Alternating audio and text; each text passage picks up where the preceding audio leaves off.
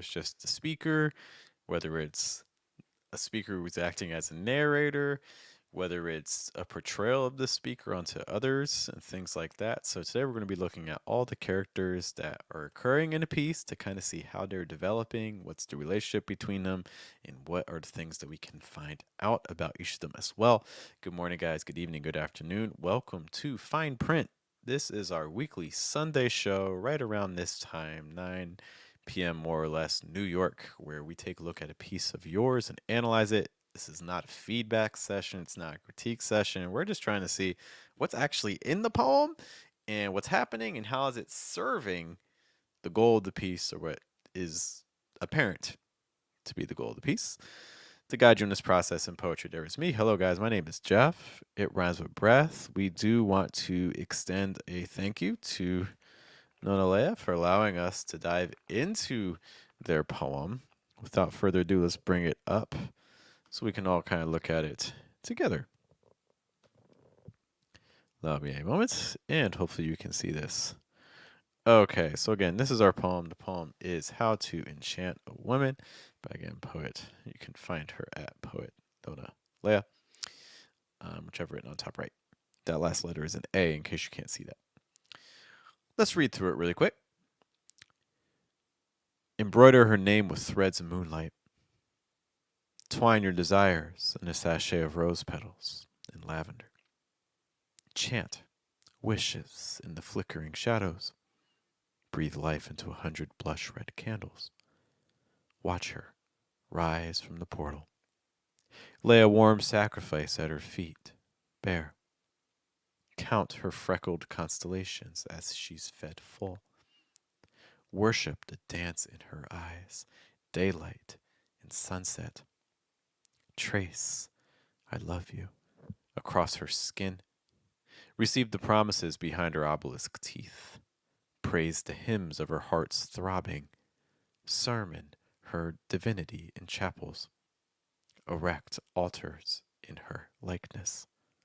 Spread across the continent her gospel in song. Become her messenger for an end of time yet to come. Thanks again to poet Nona Leah for allowing us to take a look at the piece. So, in terms of characters, let's just kind of name or number at least how many characters we have. So, first of all, we see all these imperatives, right? Embroider, twine, chant. There's somewhat of like a litany element in the sense that we're repeating a comparative for every single line.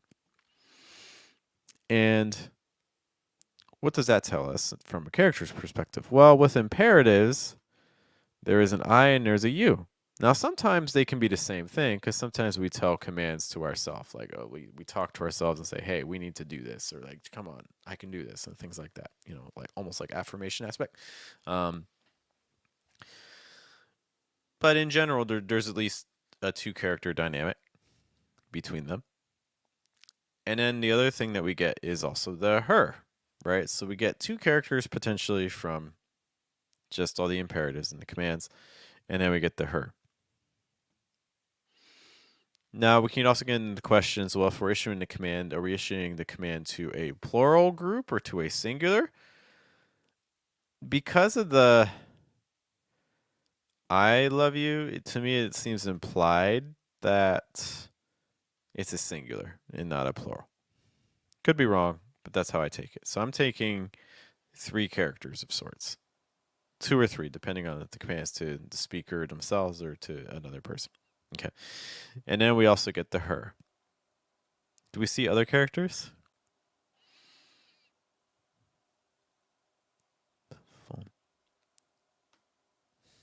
It's a bit hard to say. We get this like as she's fed.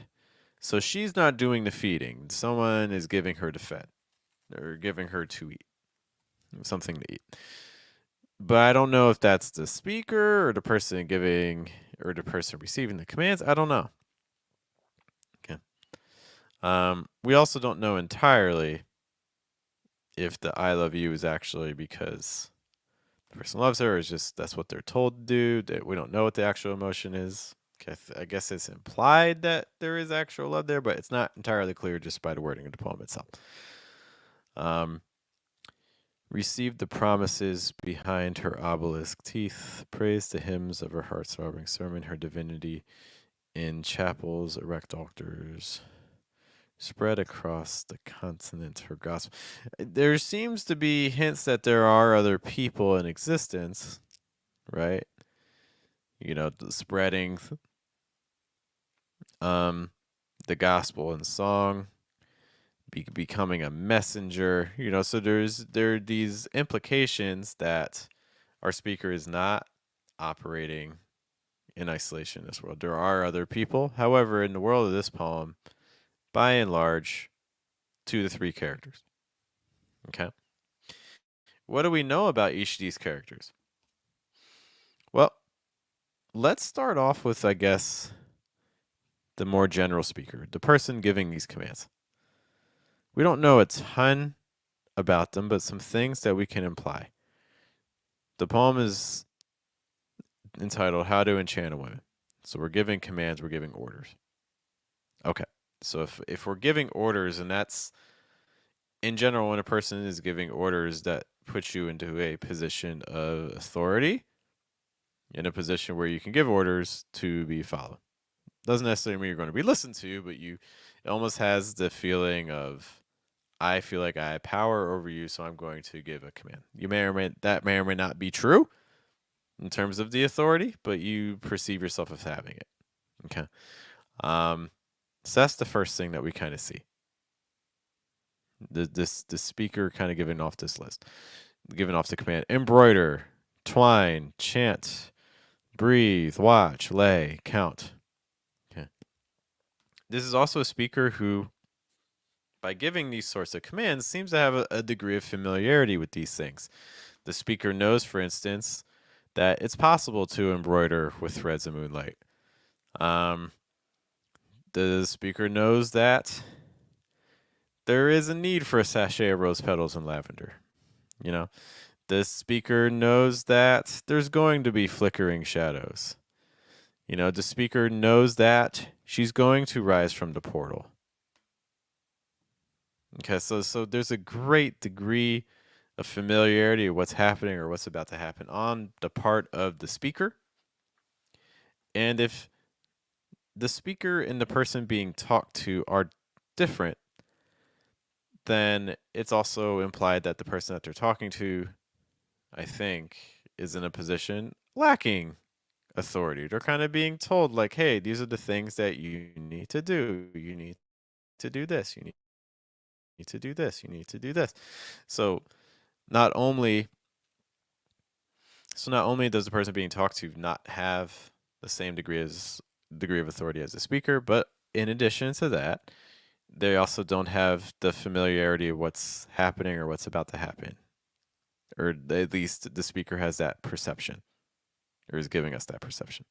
Okay, so like maybe the person doesn't know that she's going to rise from the portal. Maybe the person being talked to doesn't know that, hey, you got to do this warm sacrifice thing. Make sure her feet are bare. You know what I mean? Whereas the speaker is aware that she's going to have freckle constellations. The speaker is aware that the I love you needs to be traced across her skin. So I think this dynamic between speaker and the person being talked to, authority versus lack of authority, familiarity with what's happening versus lack of familiarity with what's happening. I think these are all relationship dynamics that are coming across already throughout the poem. Okay. And interestingly enough, talking about roles of authority, what ends up happening towards the end of the poem is, for this person that's being told what to do, they kind of build on their own authority to a degree, right? Because by the end of the poem, what's happening with the use? So like, originally they're kind of embroidering, they're twining, they're chanting, they're worshiping, but what happens later? Well, they actually get to receive something. Okay. And then what happens later, they're actually taking on responsibility, like creating altars, and then it goes on later to like spreading the gospel, in song, and then becoming a messenger. So they're taking on this role almost of independence, where it almost is like you see it almost creates like a cycle kind of thing. Like it's almost like the person talking, the speaker in this poem, has already kind of gone through the steps themselves, and now they're going through the steps with this new person, and then it's going to kind of continue. Um, there's almost like a cyclical kind of nature to this, um, potentially, depending on how you interpret the message, especially like the poem itself is kind of the message. We don't know. I don't think there's enough here to say yes or no to that definitively, but kind of something interesting to see how that person being talked to starts to take on a role of greater independence towards the end of the poem. Which leaves us with our final person, final character, which is really kind of interesting because when I was thinking of this dream, I was like, is this even a person? What is this? If woman is basically the her in the poem, it's kind of interesting because it's almost taking on, it's almost not human, right? It's almost becoming like this myth, So what do we know about her? Um, embroider her name with threads of moonlight. Okay, we don't entirely know the purpose of these things, but there's almost like this ritualistic, religious, almost like pagan kind of um, tradition going on. So we don't know a ton yet about her in the first line. Twine your desires, sachet rose petals, and lavender. We don't know much there. Chant wishes in the flickering shells. Again, we don't know her yet. Breathe life into 100 blush red candles. So we got the first 4 lines, and we still don't see the character of the woman yet. It's almost like we're going through like this summoning. Like these are step 1, step 2, step 3, step 4. So again, this is again almost like conjuring like a spirit or something like that. And the next line, continuing in that vein, watch her rise from the portal. So this her this she is coming from a portal, right? Okay. Rise is also kind of interesting thing because it's intransitive. You can't rise something. So one of the things I'm always interested in is agency and control and power dynamics. What is the agency of this she or her? I don't know yet. We see she's being summoned, so it sounds like she can't summon herself. So she has to be summoned to a degree. Okay. At her feet bare, so she may be naked or she's not wearing clothes, at least not socks or shoes. She gets fed. She doesn't feed herself. Okay. Worship the dance in her eyes. Dance in her eyes. So there's dancing going on in her eyes. Is that? I don't know what control she has over that necessarily. It's kind of an interesting line. Trace "I love you" across her skin. So she she doesn't have a lot of action going on, right? She gets fed. Her eyes are kind of doing this thing with the dance. She's given a sacrifice. She has her skin traced on. Received the promises behind her obelisk teeth. I imagine that the implication of this is that she's saying the promises, but even that's not entirely true, right? Because the promises are behind her obelisk teeth, but that doesn't necessarily mean that she's the one saying them. And even just look at like obelisk teeth, that description again, very not human. Praise the hymns of her hearts throbbing. So again, not a lot of agency and control from her yet.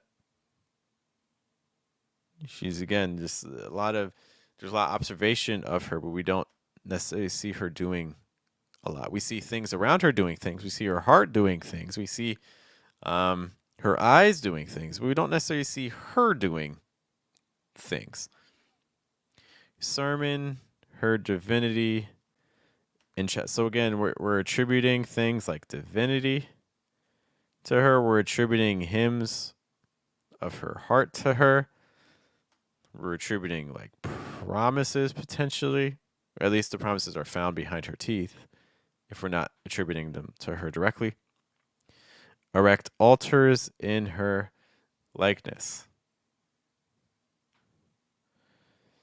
Okay, so again, not really much agency on her own part. Spread across the continent, her gospel in song. Okay, so she has a gospel and become a message. So this whole time, like, there's not a lot. She's not really a. What is she? Right? It's not human. In a lot of ways, almost more of a concept. The person who has the most power in this poem seems to be the speaker.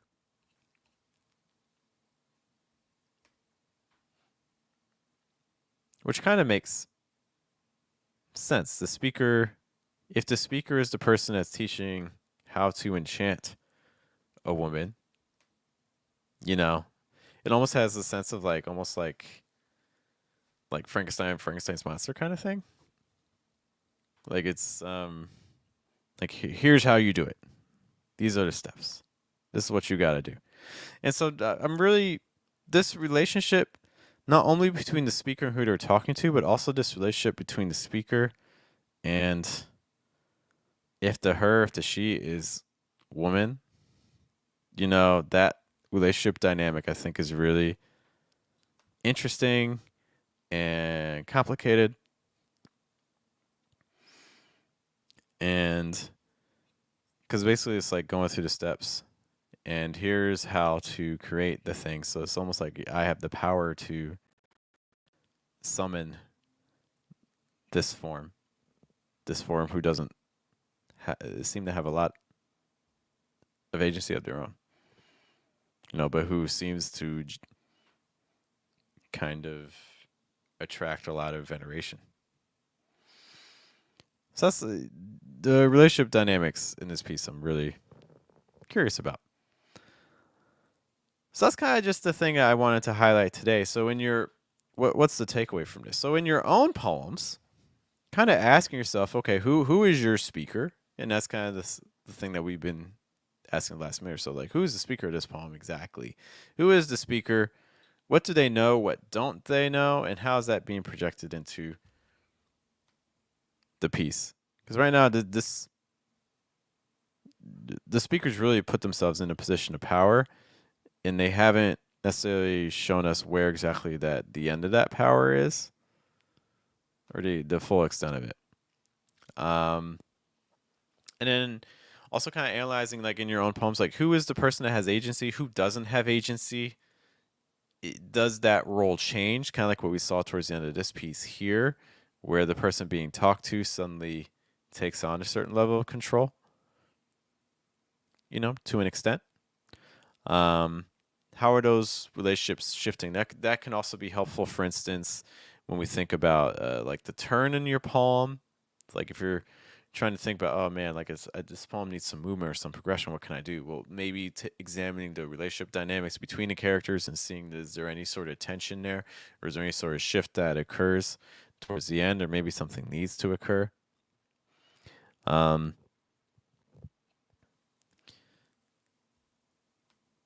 Because these relationship dynamics, these are where we kind of can also start to see ourselves in poems as well too. What are some other things that you guys noticed about the characters in the piece? Things I missed? Things that you felt maybe I went a wrong way on? I would love to know what your own thoughts were in the comments. Again, I do want to thank Nonalea for allowing us to look at the piece. This again has been Fine Print. This is our weekly Sunday show. You send us a poem and we just kind of dive in, analyze it, see what's going on a little bit. Once more, guys, my name is Jeff. Thanks for hanging out. We'll be back with more poetry this week, as always, on Tuesdays, right around 9:30, 9:45 p.m. New York. We have our weekly podcast. On Wednesday, we have Lo-Fi Poet, a note. Our Lo-Fi Poet, we're going to be shifting the times a little bit to do it a little bit earlier. In case you don't know, for Lo-Fi Poet, we meet for 30 minutes. We listen to some beats. I show some prompts. You get 3 of them. So that means about 10 minutes per prompt during that 30-minute session. The time for that is going to be probably somewhere around 8 to 8:30 on Wednesday, sometime around there. Keep an update on the channel in case you're curious hanging out with us. Guys, thanks for being here. We will catch you all later. Hope you guys have a good day, have a good night, and a good afternoon. You guys all take care.